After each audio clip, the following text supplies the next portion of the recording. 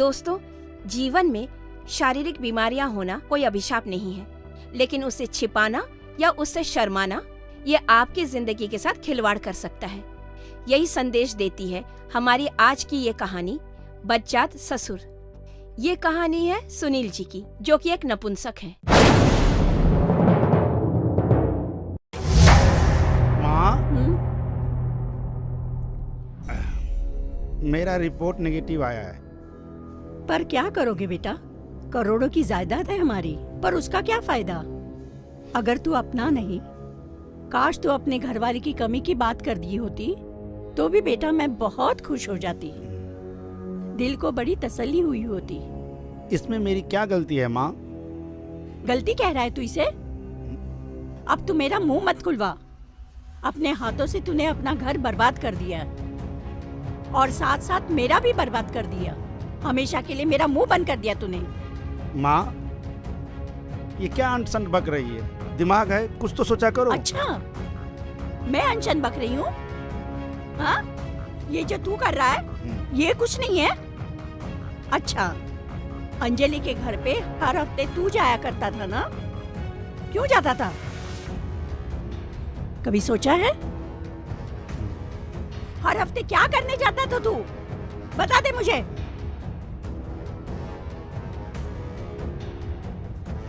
अगर तू नहीं गया होता ना तो आज मुझे ये दिन नहीं देखना पड़ता। इसमें सोचना क्या है? मैं बीमार था माँ, ट्रीटमेंट चल रहा था मेरा। पर तू उस बीमारी को बता सकता था ना किसी को भी? उन्होंने ही तुझे मर्द से नाम मर्द बनवा दिया। तो इसका मतलब ये हुआ वो सब कुछ झूठ है? उनकी लाडली ने भी तो उठाया होगा। खैर, अब ये बता, तू रिपोर्ट का क्या करेगा? किसे कहेगा?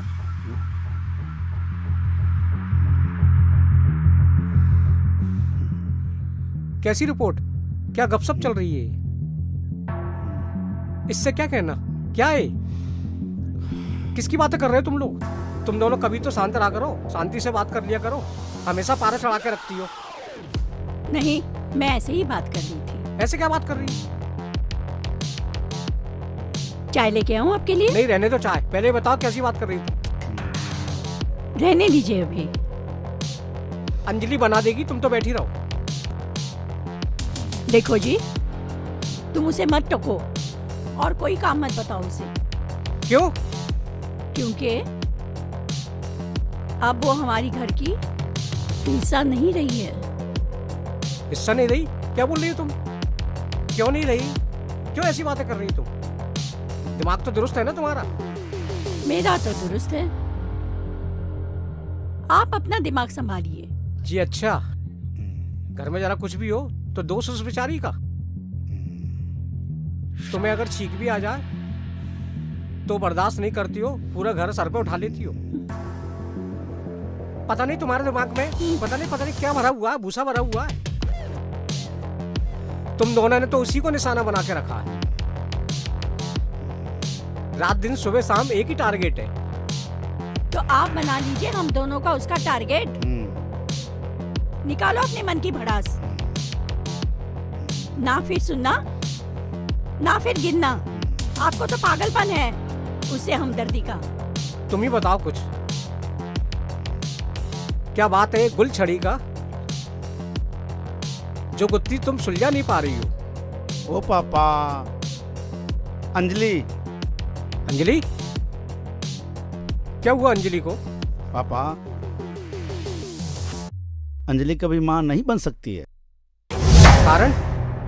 कारण ये है पापा, मेरी रिपोर्ट आई है नेगेटिव और मेरी शुक्राणु नील है। वाह बेटा वाह, संभालने का सबूत खुद को नहीं और जुल्फों की खता। कहाँ है अंजलि? वो अपने रूम में है। होगी अपने आप में गुस्से में ही। शुक्र मना रही होगी। तुम बैठे रहो ऐसे ही। गोद भराई से पीछा छूटा उसका। हम जा रहे हैं नंदा के घर पे। और सुनो, आने में देर हो जाएगी। अपने लाडली नसीबों वाले से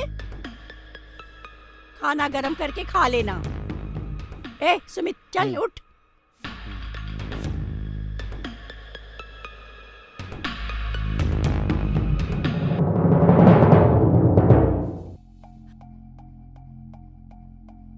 अंजलि को उसके घर भेज दो। माँ, मुझे माफ कर दो। देख, जो कह दिया सो कह दिया।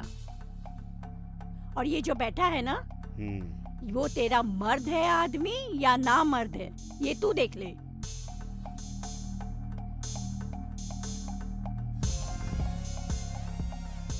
माँ, मेरे पिताजी अपंग है। भाई टीबी की बीमारी से मर गया। गलती आपकी नहीं, हमारी किस्मत की है। न जाने कौन सी खूबी देखी, मेरी माँ ने क्या देखा जो इतना रीच गई आपके लड़के पे। बस लड़का देखा। ए, किससे जुबान लड़ाते? जुबान संभाल के बात कर तू। हमें सुनाती है तू? हमें क्या सुना रही है? सही कह रही है ना। अपने माँ से जाके पूछ। लड़का देखने के बाद अपने हाथों से कुछ और भी टटोल कर देख लिया होता। माँ जी, आप भी एक बेटी की माँ है। आपने भी उसकी शादी की है, तो क्या आपने भी लड़के देखने के बाद अपने दामाद का टटोल कर देखा था क्या, कि नहीं?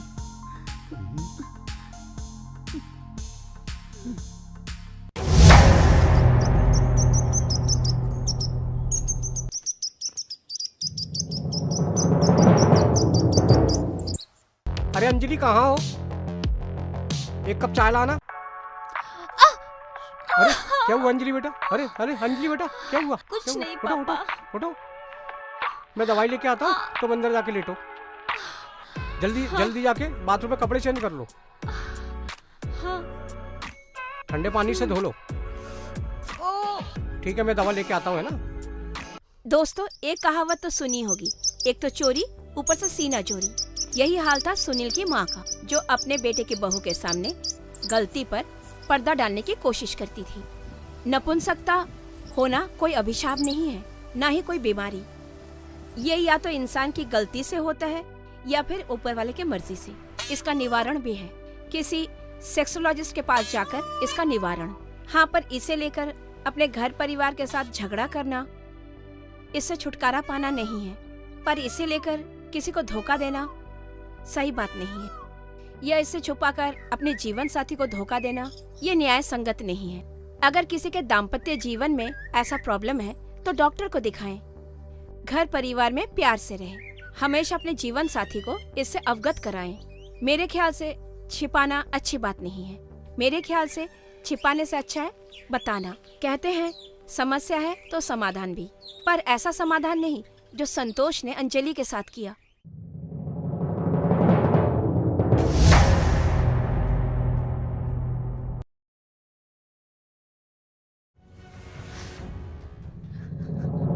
संतोष महाजन ने अंजलि के साथ सिर्फ बलात्कार नहीं किया, बल्कि उस रिश्ते को तार तार भी कर दिया, जिसे हमारे समाज में एक श्रेष्ठ और पवित्र रिश्ते के नाते देखा जाता है। ऐसे संकीर्ण मानसिकता वाले का हमारे समाज में कोई जगह नहीं है। ऐसे लोगों ने ही ऐसे अपराधों को जन्म दिया है, जो रिश्तों को भूलकर सिर्फ जिस्मों को ध्यान देते हैं। ऐसे लोगों के लिए हमारे संविधान में एक प्रावधान है। इसके लिए उठानी पड़ती है आवाज, और वो सबसे पहले आवाज होती है उसकी जिसके साथ ये घिनौना अपराध हुआ है।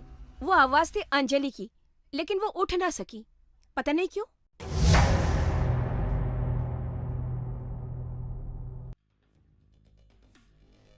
माँ, मैं अपना दोस्त डॉक्टर योगेश से बात कर ली है।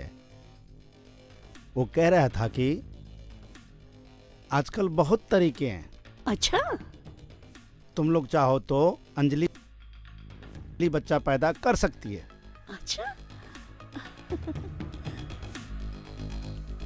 वो क्या पैदा करेगी?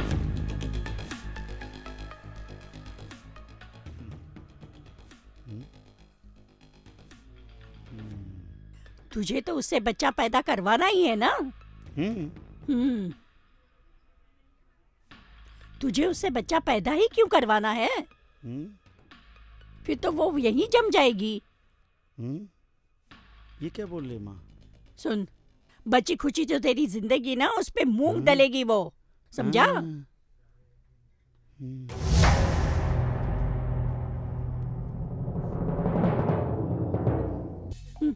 आ गई। क्यों गुमसुम बैठे हो? ये बैग रख देता हूँ उधर।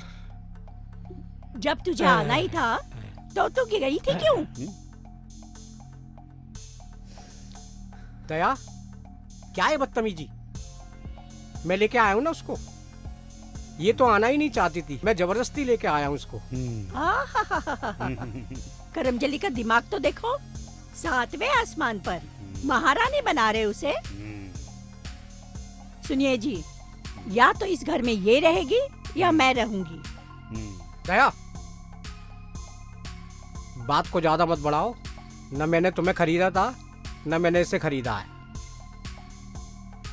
जितना इस घर पे तुम्हारा ही हक है, उतना ही इसका भी हक है। तो ठीक है, सारा हक तुम इसे ही दे दो। नाचो, इसे सर पे उठा के नाचो। ठीक है, मैं तो तुम्हारे आगे हाथ जोड़ती हूँ। तुमने तो मेरी इज्जत बहुत बढ़ा दी इस कलमुही के सामने। अब इस घर में ये रहेगी या तो मैं रहूंगी। और तुम है ना, रहो अपने बहू के साथ और मुझे आजादी दे दो। ए, क्या सोच रहा है? चल मेरे साथ, चल। चलो।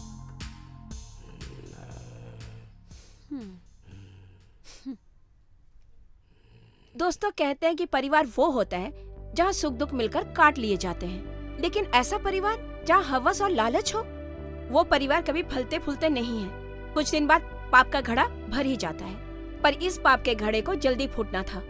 जहाँ अंजलि की माँ काम, पैसे और सेक्स के लिए संतोष कुमार को ब्लैकमेल करती थी, उसके बदले वही संतोष कुमार अपनी बेटी समान बहू का शोषण करता था। रिशांको बन गई अंजलि की जिंदगी। क्या करती? कुछ सोचती, कुछ समझती?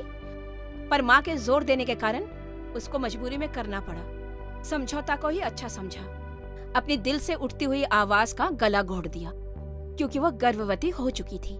लेकिन उधर विमला के दिमाग में कुछ और ही खिचड़ी पक रही थी।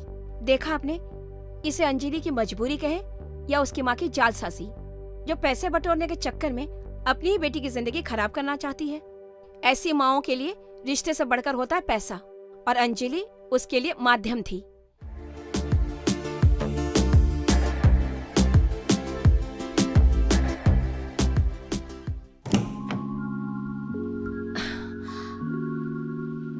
हाय, कैसे हो मेरी जान? अरे समझन जी, सुबह सुबह अचानक? हाँ, अचानक आ गई। आओ बैठो। क्या करूं, रात भर नींद नहीं आती है। अच्छा, हाथों में बहुत खुजली हो रही थी। अरे 1 हफ्ते पहले तो पैसे लेके गई थी तुम। मेरा बहुत छोटा बिजनेस है, जो कमाई होता है तुमको दे देता हूँ। बस दुकान के किराए से मेरा और अंजलि का गुजारा खर्चा चल रहा है। अच्छा, आग इधर भी लगी है। अरे बाप रे। नहीं, मैं बहुत परेशान हूँ। आज सुबह से अंजलि दरवाजा नहीं खोल रही। हाय भगवान, उसने कुछ उल्टा सीधा तो नहीं कर दिया? भाई कुछ समझ में नहीं आ रहा। हाँ, चलो देखते हैं।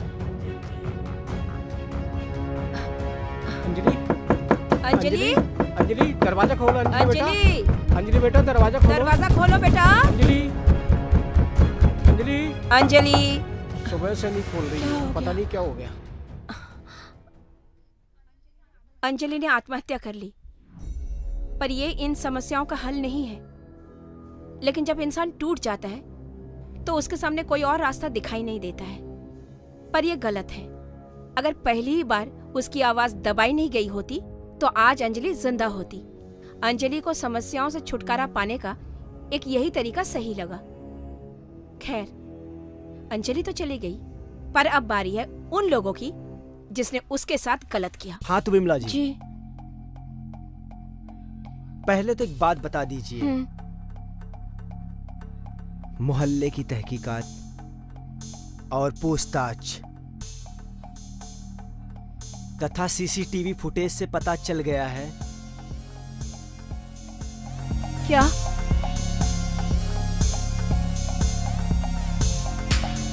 यही कुछ 3 महीने से आप अंजलि के ससुराल क्यों बहुत आ जा रही थी? मेरी बेटी का ससुराल है।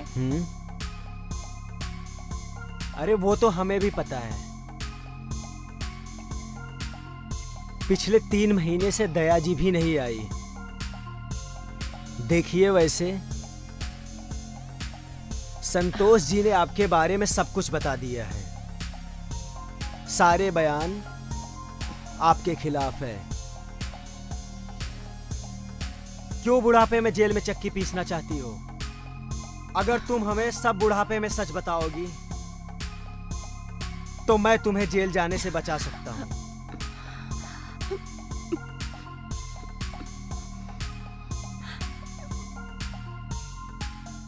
मुझे माफ कर दीजिए इंस्पेक्टर साहब। तो बताइए दया जी, अंजलि कैसी लड़की थी? क्या बताऊं साहब, हमें भी नहीं पता था।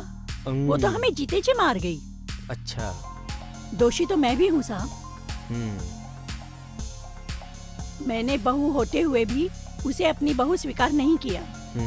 अपनी बेटे की नामर्दगी छुपाने के लिए मैं उसे ही दोष देते गई। विमला और मेरे पति के करतूतों पे पर्दा डालती गई साहब। साहब, मुझे नहीं पता था कि ऐसे करेंगे। जब नाटक खत्म होता है तो पर्दा गिरते ही देखने वालों की जेब खाली होती है और दिखाने वाले माला माल हो जाते हैं। पर मैं अपने लालच में कहीं की भी नहीं रही साहब। अच्छा अच्छा, तो चलो अब तुम भी हवालात में चक्की पीसोगी। हाँ, अंजलि कैसी लड़की थी? अंजलि अच्छी थी सर, पर मैं अपनी माँ के कहे पे चलता रहा। हमेशा माँ की बातों में चलता रहा। ओके। इनफैक्ट वो तो हंसती खेलती थी। वो इतना गंभीर कैसे हो गई मुझे मालूम ही नहीं। अगर तुम नामर्द थे तो वो गर्भवती कैसी हुई? क्या? अच्छा संतोष जी, ये बताइए अंजलि कैसी लड़की थी? आपका उसके साथ क्या रिलेशन था? रिलेशन? वो मेरी छोटी बहू थी। अंजलि जब घर में आई थी, शादी के 3 साल बाद पता चला सुनील नपुंसक है, वो कुछ नहीं कर सकता। मुझे अपने बेटे के खानदान की चिंता थी सर, इज्जत का ख्याल रखना था। अंजलि भी बुझी बुझी सी रहती थी। मेरी पत्नी दया मुझसे नफरत करने लगी थी। दया उसे घर में नहीं रखना चाहती थी, मगर मेरी जिद के कारण वो घर में आई थी।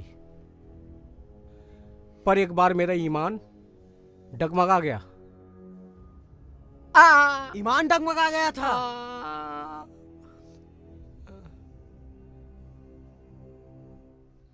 ईमान डगमगा गया था।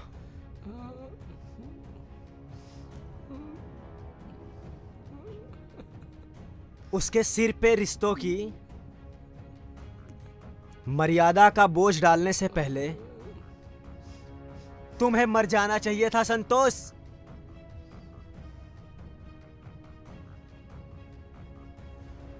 आप बिल्कुल सही कह रहे हैं सर। वो रिश्ते की बोझ को सहन नहीं कर सकी, तभी तो चली गई दुनिया से। मैं पाप करके भी जिंदा हूं। सब उजड़ गया, सब बर्बाद हो गया। घर परिवार रिश्ते नाते सब उजड़ गया, कुछ भी नहीं बचा। वो काम हम पूरा करेंगे संतोष, ताकि कोई भी आगे रिश्तों की कमजोर ना कर सके। अंजलि जैसी और किसी लड़की से कुछ कह भी ना सके, उसका शोषण ना कर सके। तो देखा दोस्तों, आखिरकार सत्य की जीत हुई, लेकिन इस जीत में अंजलि को अपने प्राणों की आहुति देनी पड़ी। इंस्पेक्टर की सूझबूझ की वजह से अपराधियों को सलाखों के पीछे जाना पड़ा। संतोष और विमला अभी भी जेल में हैं और आशा करते हैं कि हमारा न्यायालय सही न्याय करके उन्हें कठोर से कठोर सजा दे। आशा करते हैं कि आज का ये एपिसोड आपको पसंद आया होगा। आप लोगों के घर पे भी कोई समस्या हो तो उसका डट के सामना कीजिए। समस्या है तो समाधान भी। आप स्वस्थ रहिए, मस्त रहिए।